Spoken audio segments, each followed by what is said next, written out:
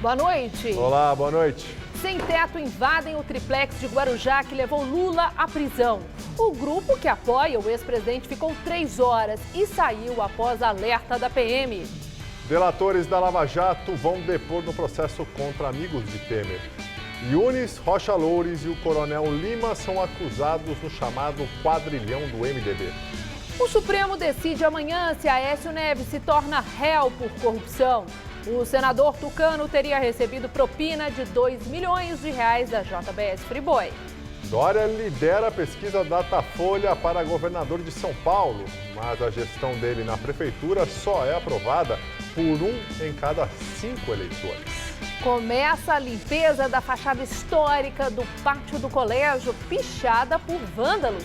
Cerca de 100 voluntários estão no trabalho, que deve durar pelo menos uma semana.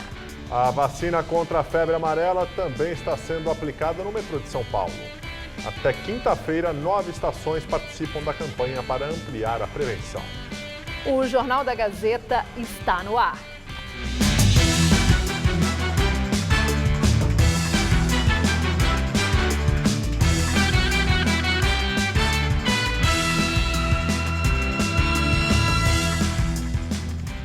Cerca de 100 voluntários começaram hoje a ajudar na limpeza do conjunto arquitetônico do pátio do colégio no centro de São Paulo. O prédio foi alvo de pichações na semana passada. O trabalho de recuperação da fachada deve durar pelo menos uma semana. Com uma lixa nas mãos, seu Carlos partiu para o trabalho logo cedo, 7 da manhã. Hora de lixar as paredes e as janelas do pátio do colégio, marcadas com a tinta vermelha da pichação. É para mostrar uma modificação, mostrar que nós estamos em novos tempos e que nós estamos pensando de uma forma diferente e que isso tem que vingar. Ele é um dos quase 100 voluntários que vieram ajudar na limpeza deste patrimônio histórico de São Paulo. Vários grupos se organizaram durante a semana. O trabalho de recuperação da fachada aqui do pátio do colégio deve durar pelo menos uma semana. Os voluntários vão se revezar em 3 turnos. Só de tinta branca, por exemplo, serão usados 90 litros. Mas mais importante do que deixar tudo novinho, eles querem, com este gesto, mandar um recado para a sociedade. É muito importante a gente retomar esse espírito cívico, né? Entender que a cidade é nossa. E aí, quando a gente vê uma coisa que, de fato, deixa a gente magoado em relação à participação cidadã, a gente ir lá arregaçar a manga e fazer junto. O prédio foi alvo de pichações na terça-feira da semana passada. Dos 3 pichadores identificados, 2 já foram detidos pela polícia e liberados, já que o crime é considerado de menor potencial ofensivo. Um terceiro suspeito ainda está sendo procurado. A prefeitura prometeu aplicar uma multa de R$10 mil a cada participante. Para nós que cuidamos e labutamos para que o patrimônio seja preservado, é de altíssimo potencial de violência, é agressivo.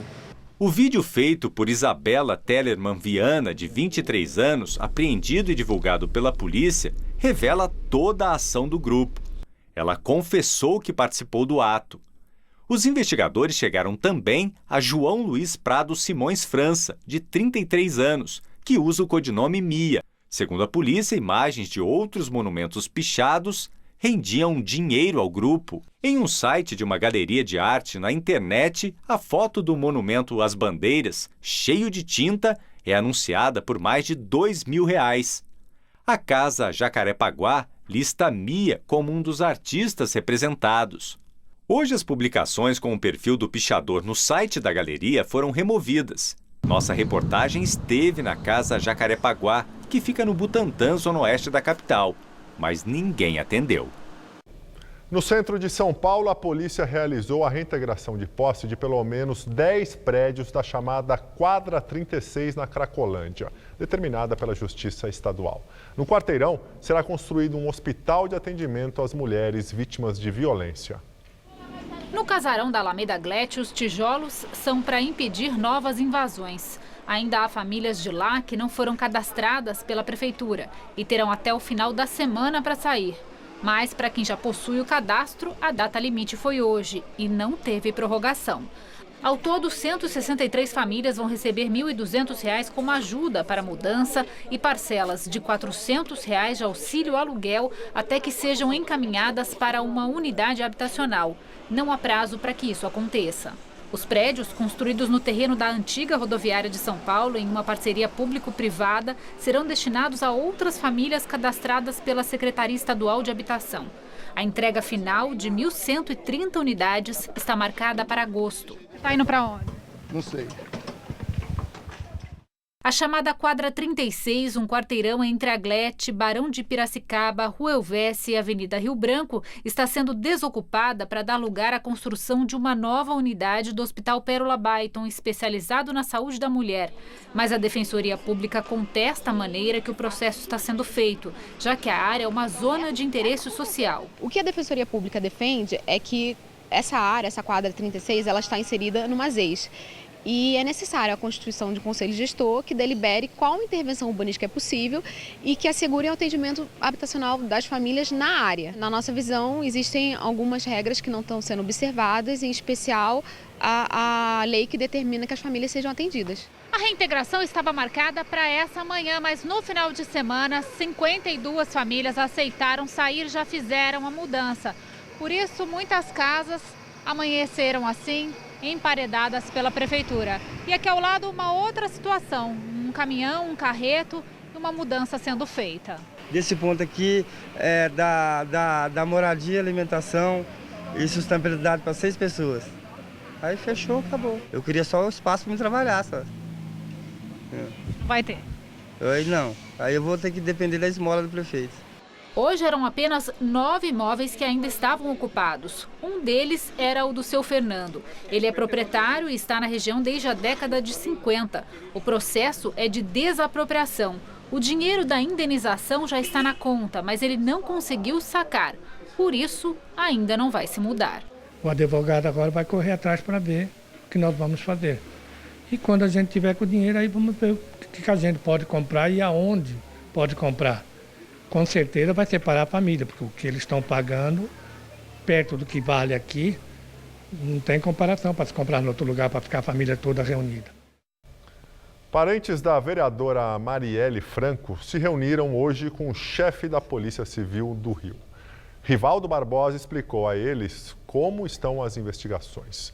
Mônica Benício, viúva da vereadora, disse que a família saiu acalentada. Marielle foi assassinada há um mês. O deputado Marcelo Freixo, do PSOL, também esteve na reunião. O parlamentar presidiu a CPI das milícias em 2008 e desde então sofre ameaças de morte. Pela manhã havia a informação de que Freixo perderia escolta policial por uma reestruturação da Assembleia Legislativa do Rio, mas a Secretaria de Segurança decidiu manter a proteção ao deputado.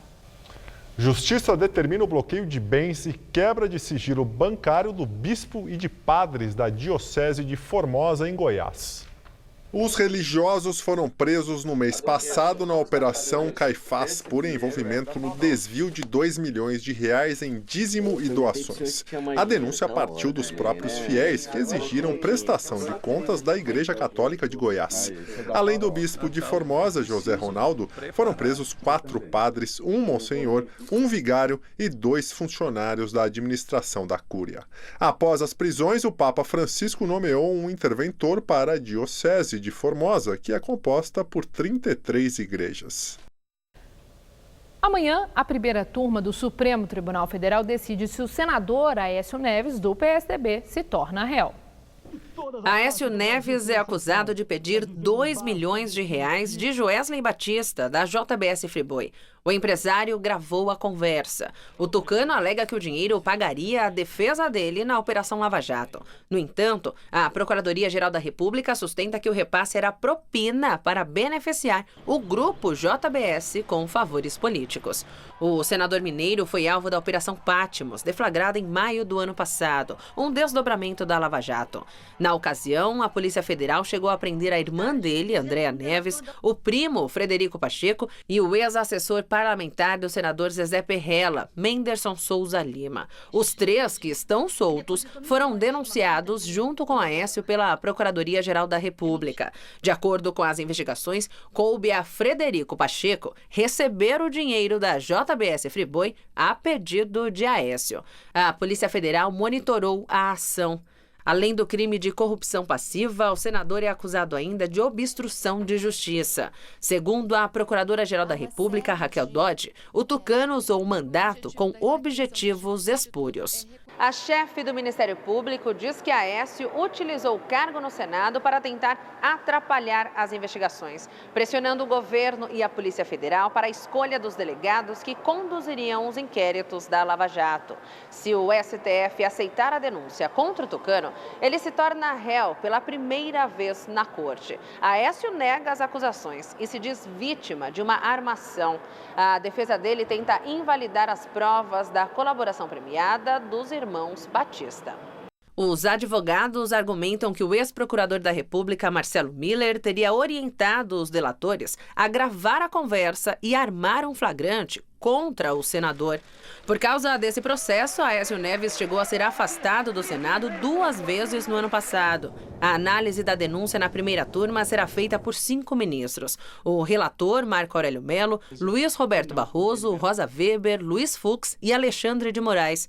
No Supremo, Aécio é alvo de outros 8 inquéritos. 1 com origem na delação da JBS, 5 a partir da colaboração de ex-executivos da Odebrecht e 2 da delação do ex-senador Delcídio do Amaral. E agora o comentário de Josias de Souza, direto de Brasília. Ele fala sobre a possibilidade do tucano Aécio Neves virar réu. Há no Brasil, como se sabe, seres que são legalmente inimputáveis. Por exemplo, os doentes mentais e as crianças são considerados incapazes de responder pelos seus atos. Na política também existe uma categoria de inimputáveis, os tucanos. Nesta terça-feira, a primeira turma do Supremo deve enviar Aécio Neves para o banco dos réus. Com isso, será atenuada essa sensação incômoda de que quem tem bico grande e plumas não precisa prestar contas à justiça. O PSDB continua enrolado na bandeira da ética, mas ao acobertar Aécio Neves, o partido transformou a corrosão do senador, gravado achacando o empresário Joesley Batista em 2 milhões, num processo de enferrujamento partidário. O tucanato fez exatamente o que criticava no PT, seu grande rival. A única diferença é que o PSDB não tem militantes para chamar Aécio de herói do povo brasileiro. No intervalo de 3 anos e meio, Aécio despencou da antessala do poder para o purgatório. Em 2014, depois de degustar uma derrota com sabor de vitória, Aécio parecia fadado a se eleger presidente da República neste ano de 2018. Hoje, Aécio é um colecionador de processos criminais, já são 9. Com a limitação da abrangência do foro privilegiado, prevista para 2 de maio no plenário do Supremo, Aécio será candidato favorito a ser julgado na primeira instância do Judiciário, onde é mais difícil se fingir de louco. Boa noite. Justiça Federal de Brasília autorizou os depoimentos de 42 pessoas no processo em que os amigos do presidente Michel Temer são acusados de integrar uma organização criminosa. Entre os réus dessa ação penal estão os ex-deputados do MDB, Eduardo Cunha e Henrique Alves, e os amigos do presidente Temer, o ex-coronel da PM, João Batista Lima Filho, o advogado José Yunes, ex-assessor de Temer, o ex-assessor da presidência, Rodrigo Rocha Loures. A maioria das testemunhas, 36, é formada por delatores da Operação Lava Jato. Entre as pessoas a serem ouvidas no processo estão o ex-ministro Antônio Palocci, do PT, o empresário Marcelo Odebrecht e o ex-diretor da Petrobras, Nestor Cerveró. Em congresso na Universidade de Harvard, nos Estados Unidos, o ministro do Supremo, Luiz Roberto Barroso, a procuradora-geral da República, Raquel Dodge, e os juízes Sérgio Moro e Marcelo Bretas se posicionaram a favor da prisão após condenação em segunda instância. Barroso disse que o Brasil é como um drogado em desintoxicação, em referência às ações contra o sistema de corrupção do país e que os juízes estão do lado certo da história. Marcelo Bretas afirmou que a Lava Jato não vai acabar tão cedo e defendeu a transparência. Segundo o juiz, não é concebível que um magistrado jante com um réu e o julgue no dia seguinte. Sérgio Moro afirmou que a democracia não está em risco no Brasil. Para ele, a população brasileira está acordada e isso dá suporte para operações e aplicação da lei. Desde ontem, os paulistanos tiveram que tirar os casacos do armário para encarar o tempo fechado e as temperaturas mais amenas, né? Pois é, hoje o dia foi bem parecido, assim, com friozinho até, e com máxima só de 20 graus. E será que esquenta ainda esta semana? Mariana Armentano traz a previsão para a gente.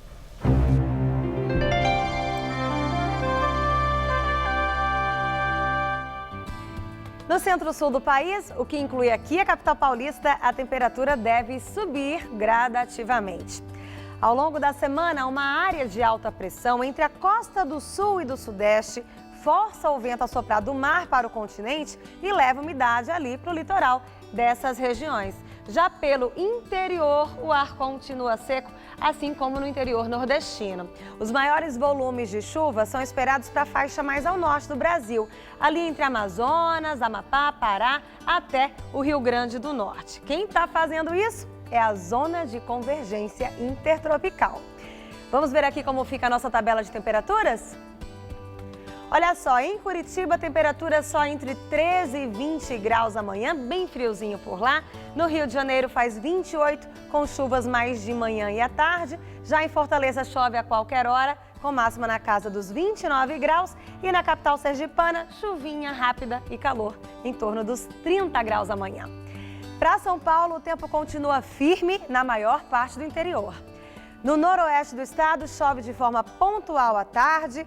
No litoral, muita nebulosidade com chuvas a qualquer hora. E aqui na Grande São Paulo, no Vale do Paraíba e na Serra da Mantiqueira, o sol aparece pouco, mas não chove e as temperaturas ficam amenas. O calor até diminui pelo interior. Em Franca, a máxima não passa dos 25 graus, mas chega aos 28 em Ribeirão Preto, em Araraquara, em Barretos e em Bauru. No litoral, faz 26 graus em Santos e não mais que 23 graus em Caraguatatuba.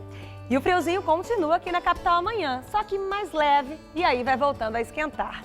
Nessa madrugada faz até 15 graus por aqui e amanhã à tarde 23 graus. Aí na quarta-feira já faz até 25 graus de máxima com mais aberturas de sol e na quinta 26. Mas olha, até esquenta à tarde, mas o friozinho da noite continua a semana toda. Foi enterrado agora há pouco um jovem de 27 anos morto a tiros na porta de casa, na zona leste da capital paulista. A repórter Carla Rodeiro tem mais informações. Olá, Carla. Olá, boa noite. Olha, o crime foi por volta das 7h30 da noite de ontem.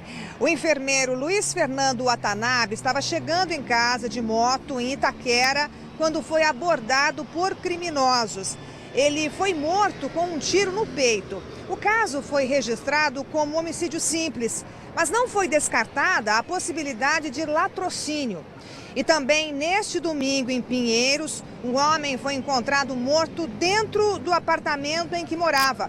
E a principal suspeita da polícia é que a intenção do assassino era roubar. Ficou preocupado e foi até o apartamento do contador José Hélio Cavaleiro, neste prédio em Pinheiros. Encontrou o corpo sobre a cama, só de cueca, sem lesão aparente, apenas com um leve sangramento no nariz. O imóvel estava todo revirado. De acordo com imagens de câmeras do edifício, um homem que havia entrado com José Hélio na madrugada do sábado saiu sozinho 3 horas depois, levando uma mochila e uma mala de viagem.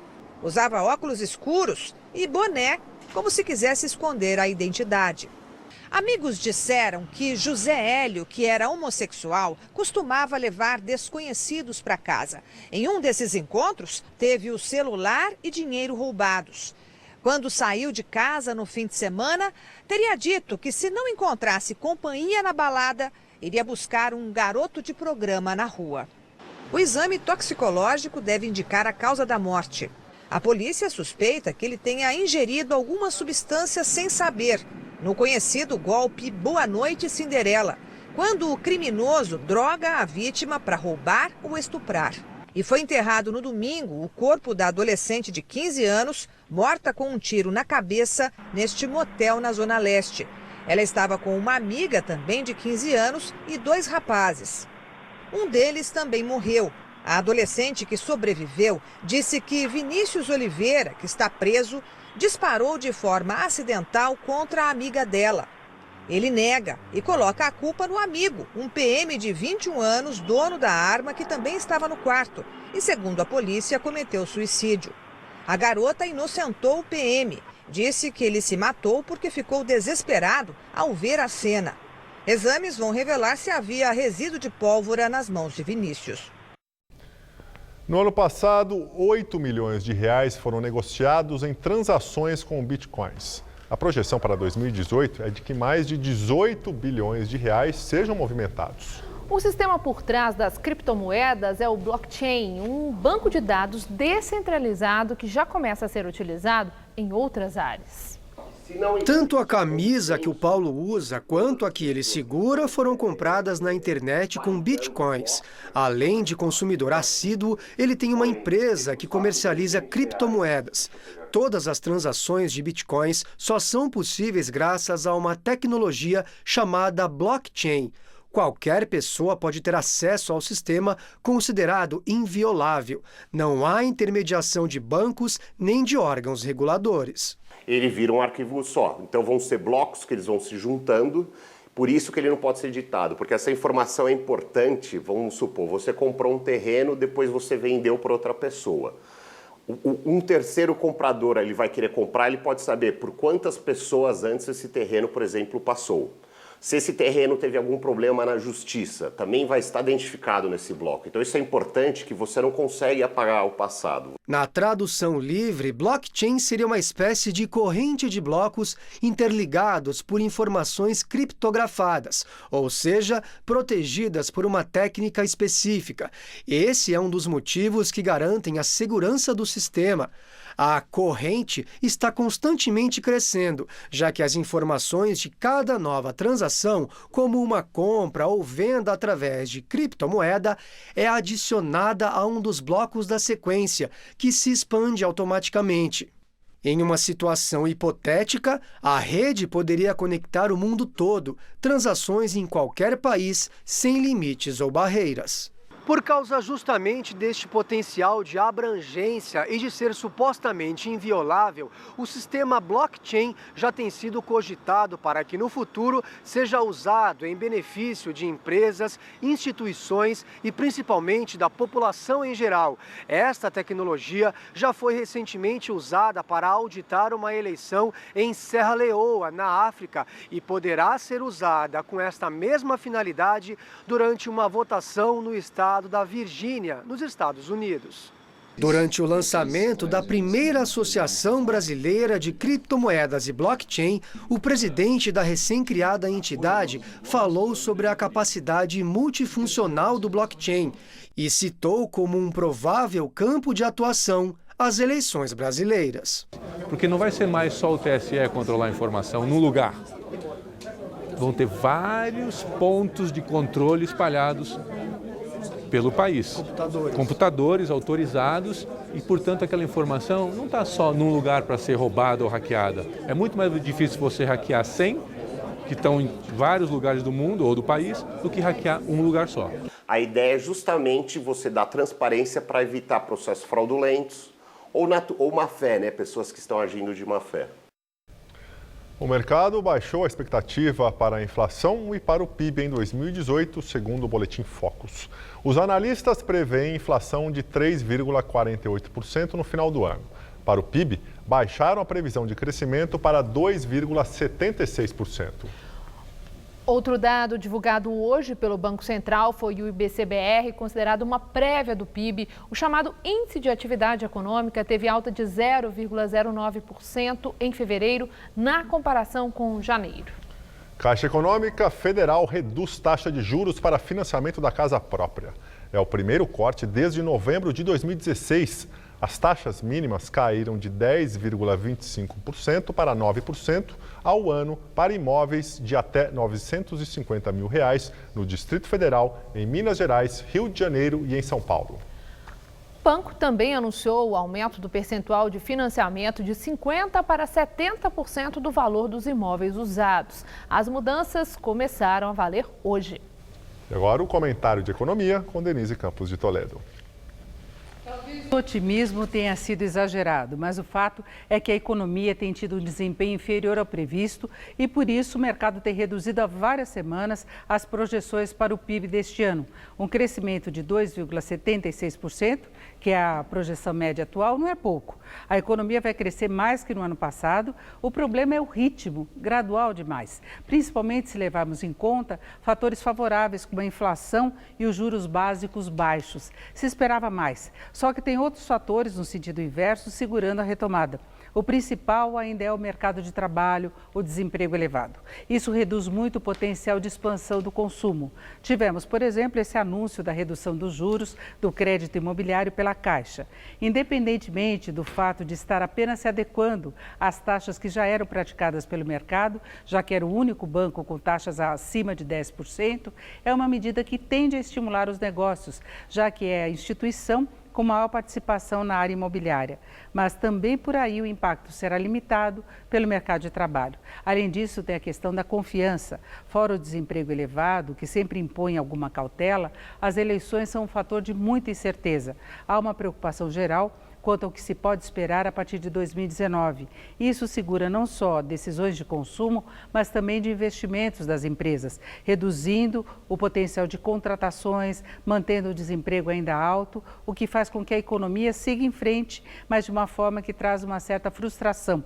Há toda uma combinação de fatores que impede a economia de decolar com mais firmeza, sendo que o desequilíbrio das contas públicas também reforça o quadro de incertezas. Qualquer projeção melhor fica para o próximo governo, desde que não traga ameaças de um desvio maior da política econômica. Boa noite. O Instituto Datafolha divulgou nova pesquisa de intenção de voto para o governo de São Paulo. Dória aparece na frente nos dois cenários simulados. No primeiro, ele é o candidato escolhido por 29% dos eleitores entrevistados. Em segundo lugar, com 20% das intenções de voto, aparece Paulo Scaff, do MDB. Em terceiro, vem o atual governador Márcio França, do PSB, com 8%. Luiz Marinho, do PT, ex-prefeito de São Bernardo do Campo, aparece em quarto lugar, com 7% das intenções. No segundo cenário, sem Scaff, Dória lidera com 36% e França é o segundo colocado com 10%. Seguido por Marinho, com 9%, Rogério Schecker, do Partido Novo, aparece em quarto, com 3%. O Datafolha ouviu 1.954 pessoas em 68 cidades paulistas entre os dias 11 e 13 de abril. A margem de erro é de 2 pontos percentuais.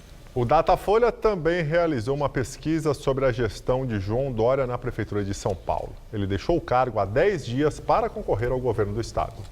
Foram feitas 1.031 entrevistas entre os dias 11 e 13 de abril. A margem de erro é de 3 pontos percentuais para mais ou para menos. 18% dos entrevistados consideram a gestão ótima ou boa, 34% regular, 47% ruim ou péssima. A evolução desde o primeiro mês em que assumiu a prefeitura fica assim. Em fevereiro de 2017, 44% classificou como ótima ou boa. Depois caiu para 43%, 41%, 32%, 29% e agora 18%. Avaliava como regular no começo da gestão 33%. Depois, 33% novamente. 34%, 40%, 31% e agora 34%. Na primeira pesquisa, 13% consideravam a administração ruim ou péssima. Depois, 20%, 22%, 26%, 39% e agora 47%. A pesquisa revelou ainda que 2 em cada 3 paulistanos rejeitam a saída de Dória do cargo para concorrer ao governo do estado. O estudo ficou assim: 66% que João Dória agiu mal, 28% que agiu bem e 6% não souberam responder. Daqui a pouco, Maria Lídia Flandro entrevista o deputado federal Rodrigo Garcia, do DEM de São Paulo, sobre as eleições deste ano. A Controladoria Geral da União e a Advocacia Geral da União fecharam na última sexta-feira acordo de leniência com as empresas de publicidade Mullen Lowe Brasil e FCB Brasil, ambas investigadas na Operação Lava Jato. Segundo a AGU, o processo representa um marco histórico, pois é o primeiro acordo firmado em conjunto entre todos os órgãos de controle anticorrupção, a AGU, a CGU, o Ministério Público Federal e o Tribunal de Contas da União. As agências admitiram pagar propinas para obter contratos de publicidade na Caixa, na Petrobras e no Ministério da Saúde. As duas empresas já tinham fechado acordo de leniência com o Ministério Público em Curitiba, no qual se comprometeram a pagar ao governo 50 milhões de reais, o equivalente ao lucro obtido com propinas. Até a próxima quinta-feira, 9 estações do metrô aqui de São Paulo vão aplicar a vacina contra a febre amarela. A meta é imunizar 95% da população até o dia 30 de maio. Os postos volantes foram montados em 9 estações do metrô de São Paulo, um deles aqui na Sé. A ação é uma iniciativa da Secretaria Municipal da Saúde para ampliar a cobertura de vacinação na capital paulista contra a febre amarela. Apenas 54% do público-alvo da campanha foram imunizados até agora. A meta é chegar a 95% até 30 de maio, data prevista para o término da campanha. Para receber a dose da vacina é preciso apenas apresentar um documento de identidade e aguardar ao menos 10 dias após ser vacinado para frequentar as áreas consideradas de risco para a transmissão da doença. A vacina não é indicada para crianças menores de 9 meses de idade, gestantes, mulheres que estejam amamentando e também pessoas com baixa imunidade. A campanha nas estações do metrô vai até quinta-feira e os postos vão funcionar das 10 da manhã até às 6 da tarde. O que facilitou foi isso, do horário e de ser caminho para o trabalho já. Apesar de eu chegar um pouco atrasado, mas o patrão vai ter que entender. No posto de saúde perto de casa não tinha. Então a minha esposa falou, não, aproveita que você já vai estar no metrô e já toma a vacina, né? Dá uma tranquilidade maior porque eles querem ir pro parque, já tomaram a vacina e eu ainda não tinha tomado. Agora tá tudo em ordem. Tudo em ordem. Os dias e horários de cada estação podem ser consultados no site metrô.sp.gov.br. O Ministério Público abre inquérito para investigar deslizamentos de terra na rodovia Mogi-Bertioga. O inquérito civil deve averiguar a segurança da rodovia devido às constantes quedas de barreiras na divisa entre as cidades de Mogi das Cruzes e Bertioga, entre os quilômetros 82 e 89, no trecho da Serra do Mar. Neste ano, foram 4 ocorrências desse tipo. Foram enviados ofícios à Defesa Civil de Mogi, de Bertioga e do Estado de São Paulo, ao Corpo de Bombeiros e ao DR e à Fazenda Estadual pedindo esclarecimentos. Foi estabelecido prazo de 15 dias para o envio das respostas. Depois dos haitianos e sírios, São Paulo começa a receber imigrantes da Venezuela que fogem da situação política e econômica do país. Nossa reportagem entrevistou pessoas que já estão há mais tempo no Brasil e mostra como elas vivem e se adaptaram a essa nova vida. 4 anos e 4 meses se passaram e Talal quer voltar para a Síria com a família. O bombardeio dos Estados Unidos na semana passada foi mais um balde de água fria. Ele vai esperar a guerra passar. Lá na Síria, eu tenho meu apartamento, então eu não preciso pagar para alugar. Eu tenho lojas para trabalhar e não tenho problema. Eu sou engenheiro e não preciso reconhecer minha diploma. Talal veio com a mulher e 2 filhos para o Brasil em 2013 com visto de turista. Diz que o Brasil foi o único país que abriu as portas, mas a adaptação não está sendo fácil.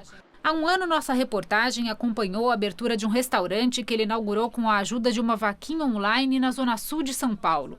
O negócio não deu certo.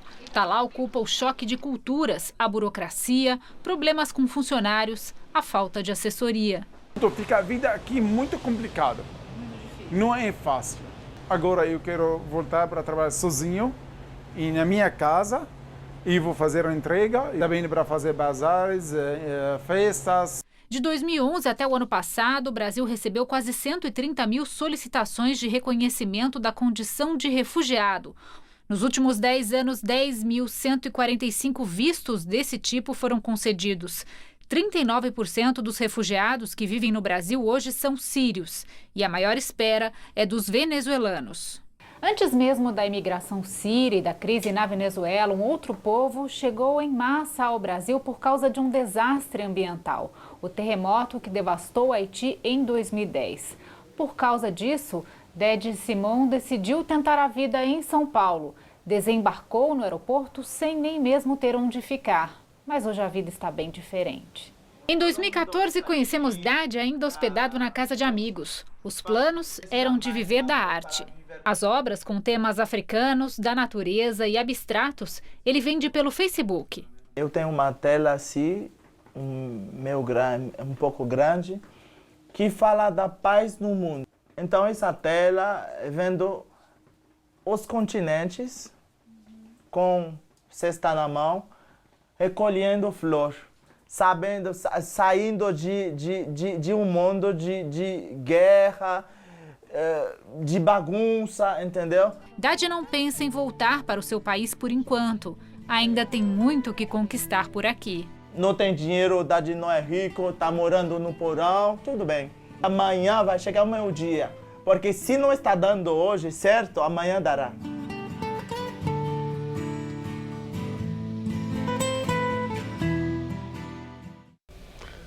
Depois dos ataques contra a Síria, os governos da França e do Reino Unido justificaram a investida militar conjunta com os Estados Unidos. Ao ser questionada sobre por que não consultou o parlamento sobre a participação do Reino Unido no ataque à Síria, a primeira-ministra britânica Theresa May declarou que a ação era a coisa certa a se fazer. May ainda afirmou que a participação britânica foi de interesse nacional, não por pressão do presidente Donald Trump, e que os britânicos não estão sozinhos e que há amplo apoio internacional para a ação. O Reino Unido ainda acusou a Rússia e a Síria de não permitirem a entrada da missão da organização para a proibição das armas químicas em Duma, alvo do ataque com arma química do regime de Bashar al-Assad. A Rússia nega qualquer impedimento e alegou questões de segurança para o atraso na visita. O presidente francês Emmanuel Macron também defendeu a ofensiva, afirmando que ela foi necessária para esclarecer que futuros usos de armas químicas não ficarão impunes, mas não foi uma declaração de guerra. A Casa Branca ainda afirmou que estuda outras sanções econômicas contra a Rússia e a Síria nos próximos meses, para garantir que novos ataques químicos não se repitam. O presidente russo Vladimir Putin conversou com o presidente do Irã, Hassan Rouhani, e afirmou que se os americanos, britânicos e franceses voltarem a atacar, inevitavelmente levarão o caos às relações internacionais. O ex-diretor do FBI, James Comey, volta a atacar Donald Trump e afirma que ele é moralmente incapaz de ser presidente. As acusações vieram na primeira entrevista dele à rede americana ABC desde a demissão em maio do ano passado. Em seu recém-lançado livro Uma Lealdade Superior, Comey compara Trump a um chefe de máfia que mente constantemente e o acusa de atrapalhar as investigações sobre a interferência da Rússia na eleição de 2016.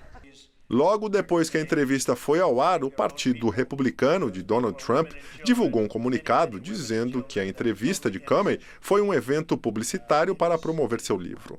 Comey foi demitido em maio por Trump sob a alegação de que não teria tratado da forma devida a investigação sobre o uso de e-mail pessoal por Hillary Clinton para assuntos de governo quando esta era secretária de Estado na administração Obama. Integrantes do Movimento dos Trabalhadores Sem Teto, MTST, invadiram hoje o triplex em Guarujá, que causou a prisão do ex-presidente Lula do PT por corrupção e lavagem de dinheiro. Nas primeiras horas da manhã, cerca de 30 integrantes do MTST pularam os portões do edifício Solares, em Guarujá, litoral de São Paulo, e subiram até o 16º andar, onde fica o triplex atribuído ao ex-presidente Lula. Gritando palavras de ordem, os membros do MTST penduraram na fachada do prédio faixas em solidariedade ao ex-presidente Lula. preso desde a semana passada na carceragem da Polícia Federal em Curitiba. A invasão durou 3 horas. Os manifestantes deixaram o prédio após negociação com a Polícia Militar.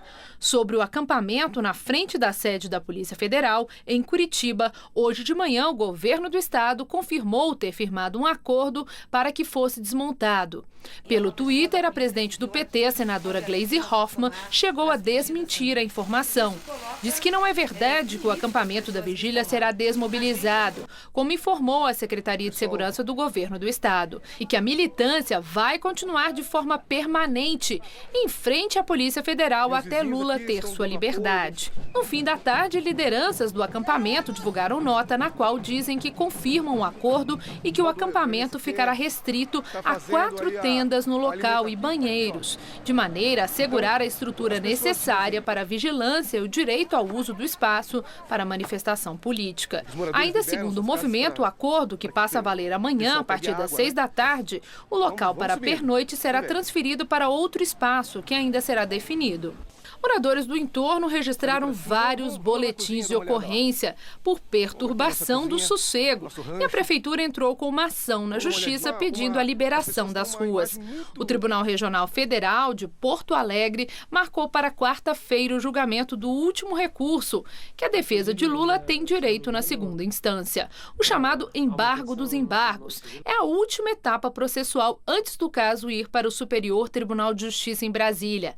No final da tarde de hoje, uma juíza federal autorizou que um grupo da Comissão de Direitos Humanos do Senado visite a cela, onde está detido o ex-presidente Lula, a fim de vistoriar as condições de prisão do petista, que está detido desde o último dia 7, cumprindo a pena de 12 anos e 1 mês de prisão. A vistoria tem apenas fins técnicos e, segundo a decisão judicial, não pode violar os direitos e deveres das pessoas custodiadas. Agora o futebol começou neste final de semana o Campeonato Brasileiro. Corinthians e Santos venceram. Atual campeão brasileiro, Corinthians estreou com vitória diante do Fluminense. Rodriguinho marcou o primeiro aos 45 minutos do primeiro tempo. O time carioca chegou ao empate com Richard, logo aos 3 minutos da segunda etapa. Mas em uma tarde novamente decisiva, Rodriguinho marcou de novo e deu a primeira vitória para o Corinthians nesse campeonato. Final, Corinthians 2, Fluminense 1. Jogando no Pacaembu, o Santos venceu o Ceará no aniversário de 106 anos do clube com esse primeiro gol contra o atrapalhado zagueiro do Ceará, 1-0. Aos 4 minutos do segundo tempo, o menino Rodrigo, de apenas 17 anos, fez o 5º gol dele na temporada, fechando o placar para o time da Vila.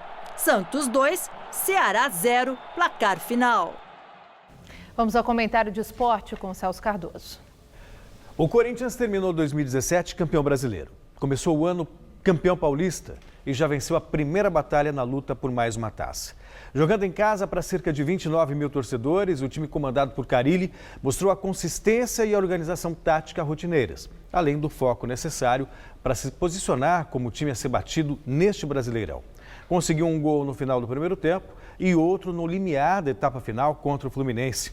E nas 2 vezes brilhou a estrela de Rodriguinho, definitivamente o melhor jogador desta homogênea equipe corintiana. O meia tem feito a diferença graças à sua incrível capacidade de decisão. Além de se empenhar na armação das jogadas, aparece na hora certa, no lugar certo. E não por acaso, é o principal artilheiro do time com 8 gols marcados. Enquanto um camisa 9 de prestígio não chega, o atacante Roger, que estava no Internacional, é aguardado no clube. Rodriguinho, que não tem a função de marcar gols, tem dado conta do recado. E o Corinthians segue modesto e forte, no caminho certo. O Santos também começou bem o Brasileirão, vencendo o Ceará na estreia. Desde 2005, o time santista não sabia o que era vencer na primeira rodada do Campeonato Nacional. Hoje, outros 2 paulistas estreiam. O sempre favorito Palmeiras tenta confirmar as expectativas daqui a pouco, às 8 da noite, contra o Botafogo no Rio de Janeiro. Enquanto São Paulo batalha para driblar as desconfianças em relação à sua força contra o Paraná, também 8 da noite, no estádio do Morumbi. Os 2 tentam manter o bom aproveitamento paulista nessa rodada de estreia, por enquanto, de 100%. Nada mal. Agora, quem merece mesmo muita atenção neste campeonato é o Atlético Paranaense de Fernando Diniz. Fez 5-1 na Chapecoense, jogando um futebol bonito de se ver. Que ele possa se tornar uma referência nesse nosso burocrático futebol brasileiro. Veja a seguir, Maria Lídia entrevista o deputado federal Rodrigo Garcia, do DEM de São Paulo, sobre as eleições ao governo do estado. Até já. Na entrevista do dia com Maria Lídia Flandre, o desempenho das candidaturas a cargos majoritários do DEM nas eleições de 2018. Entrevisto o deputado federal Rodrigo Garcia, líder da bancada do DEM na Câmara Federal, político de extensa carreira na vida pública de São Paulo, como secretário municipal na capital paulista e também secretário estadual em várias secretarias no governo de São Paulo. Rodrigo Garcia é pré-candidato ao governo de São Paulo pelo Partido Democratas, o DEM. Agradeço sua presença. E antes de nós falarmos do desempenho das candidaturas do DEM, hoje a Justiça autorizou aquela Comissão de Direitos Humanos dos senadores a visitar o ex-presidente Lula lá em Curitiba. E eu vi que há uma intenção de um grupo de deputados federais também de fazer uma visita a Lula. E eu quero saber se é um ato político para garantir visibilidade em ano eleitoral, se é visita de solidariedade ou uma mera visita de praxe. Olha, Maria Lídia, primeiro, obrigado pelo convite, estar mais uma vez aqui à TV Gazeta. Eu acho que é natural, né, que principalmente os partidos de oposição, como o PT, o PCdoB, o PSOL, né, solicitaram isso ao presidente da Câmara, Rodrigo Maia, para que se montasse uma comissão externa, com basicamente 4, 5 deputados, sem ônus para o Congresso Nacional, né, para que eles pudessem visitar o ex-presidente Lula lá em Curitiba, né. O presidente Rodrigo Maia está articulando essa visita com o Poder Judiciário, afinal de contas, isso deve ser comunicado ao Poder Judiciário, deve ser autorizado essa visita, e acho natural, enfim, que os deputados ligados a esses partidos irão a Curitiba para avaliar as condições do cárcere do ex-presidente Lula e também prestar sua solidariedade. Eu mesmo, como líder do Democratas, me coloquei a favor, né? É natural, nós estamos num país democrático, né? E em se tratando de um líder como foi o presidente Lula, os partidos ligados a ele irão visitar. Os aliados é que vão, partidos de oposição não têm interesse em uma visita solidária como essa, do ponto de vista de direitos humanos? Olha, o que a gente tem de notícias, Maria Lídia, é que o ex-presidente Lula está muito bem acomodado na Polícia Federal lá em Curitiba, não tem nenhuma notícia de equívocos, enfim, dessa prisão. Então, acho que vai se resumir aos deputados de oposição essa visita ao presidente Lula. Bom, vamos agora ao ano eleitoral, que é o que está já atraindo as atenções. Rodrigo Maia, presidente da Câmara, que foi lançado pelo DEM como pré-candidato à presidência da República, mesmo tendo tanta visibilidade como ele tem tido nesse cargo de tanta importância, a presidência da Câmara, que é o segundo aí, aliás, o primeiro na ordem da sucessão da presidência da República, não sai dos 1% na pesquisa de preferência de voto para a presidência. O que é que explica isso? Olha, Marília, eu acho que o Brasil hoje está vivendo um momento onde a política está um pouco fora de lugar, né? O eleitor está buscando alguém fora da política, o antipolítico, né? E eu espero que no momento das eleições as coisas voltem para o seu devido lugar. Não é fora da política ou com antipolítica que você vai resolver os problemas do Brasil.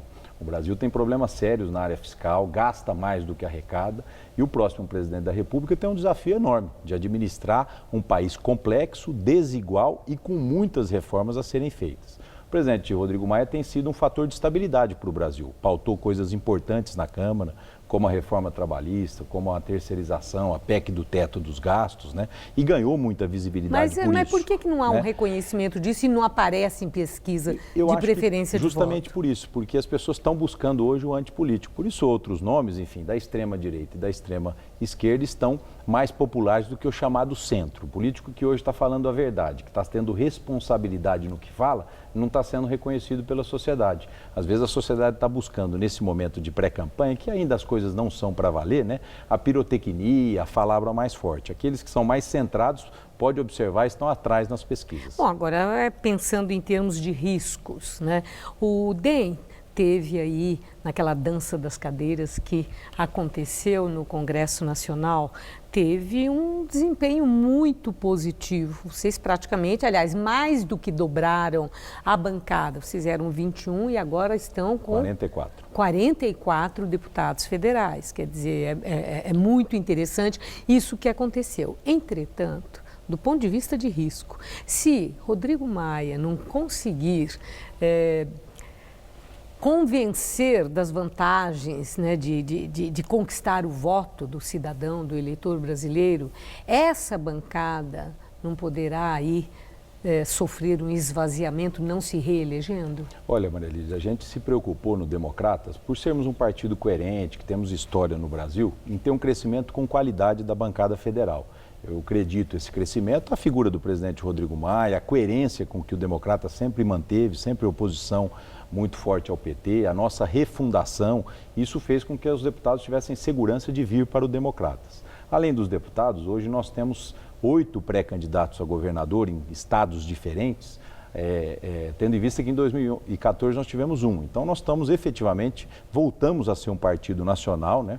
Um partido que hoje tem presença em todo o Brasil, como lá atrás o Democratas e o antigo PFL teve. Acho que a candidatura do Rodrigo Maia está muito vinculada a esses palanques estaduais, né? Ao desempenho da bancada federal, de senadores, e acho que ainda nós temos aí 3 meses de pré-campanha, até o mês de julho, quando definitivamente você escolhe os candidatos através das convenções. Então, até lá, eu acho que o centro da política brasileira, que tem vários candidatos, tem que conversar bastante, tem que dialogar bastante, encontrar caminhos comuns, né, para que a gente possa ter um candidato a presidente que conheça os problemas que o Brasil enfrenta e principalmente esteja preparado para enfrentar esses problemas. Agora, Rodrigo Garcia foi anunciado pelo DEM como pré-candidato ao governo de São Paulo. Incomodou ao senhor não ter visto o seu nome na pesquisa Datafolha que foi divulgada hoje, sequer com 1%? O que aconteceu?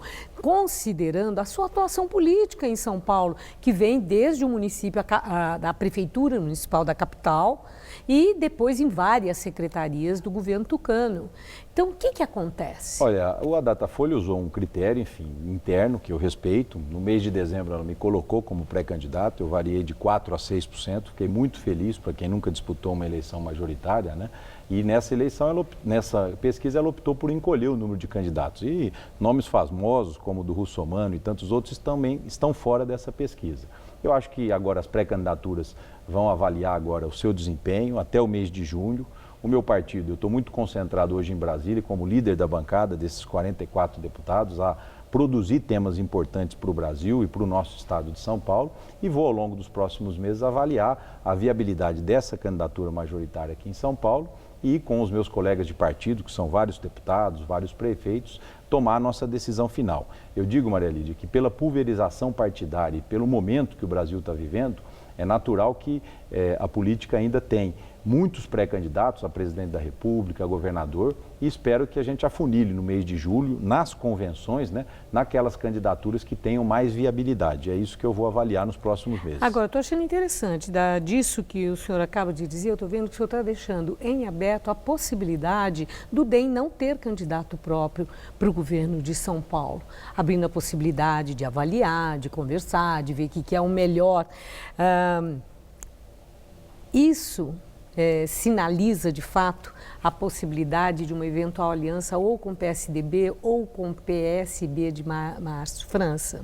Olha, são duas figuras que a gente tem relacionamento, né? Seja o Márcio França, que é o governador de São Paulo, enfim, tem uma carreira antiga na política estadual, já foi deputado, foi prefeito e agora tem o desafio de governar São Paulo e se coloca como pré-candidato, assim como o ex-prefeito João Dória, né? São duas figuras que a gente tem um relacionamento político, os nossos partidos estiveram muito próximos aqui em São Paulo. Eu diria, Maria Lídia, que o arranjo de São Paulo vai depender muito do arranjo nacional, né? Eu acho que as candidaturas em Brasília, do meu partido, que é do Rodrigo Maia, do PSDB, que é do Geraldo Alckmin, enfim, vão se dialogar e o arranjo de Brasília, de alguma maneira, vai influenciar no arranjo do governo de São Paulo. Bom, vamos ter que esperar. E eu agradeço muito sua entrevista. Muito obrigada, boa noite. Boa noite, muito obrigado. E o Jornal da Gazeta termina aqui. A edição de hoje pode ser vista no site do Jornal da Gazeta. Mais notícias em nossa edição das 10. Boa noite, até amanhã. Nós voltaremos amanhã às 19 horas. Uma boa noite para você.